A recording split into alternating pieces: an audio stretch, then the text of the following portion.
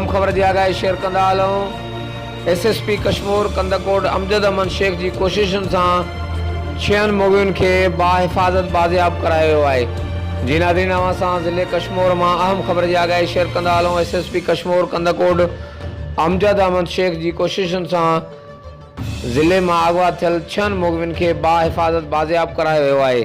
ज़िले कश्मीर कंदकोट जी पुलिस हिकु हफ़्तो पहिरियां करमपुर थाने की हद जमाल वारे इलाइक़े में अगवा थियल पुलिस एहलकार अताउल्ला बाजकाणी ऐं चौकीदार पुनल सब्ज़ोई के स्पेशल टीम दुरानी मार कचे वारे इलाइक़े में हथियारबंदनि सां मुबैना पुलिस मुक़ाबले बाद बाज़ियाब करण की दावा कई है।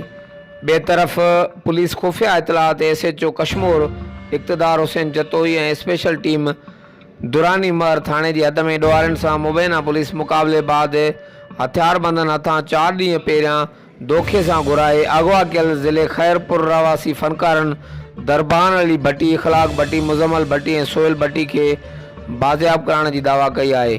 मुग़विन के घर पहुंचण ते घरनि में ख़ुशियुनि वारो माहौल है। हर वक्त आगाह रहण लाइ ॾिसंदा रहो JTN वेब न्यूज़।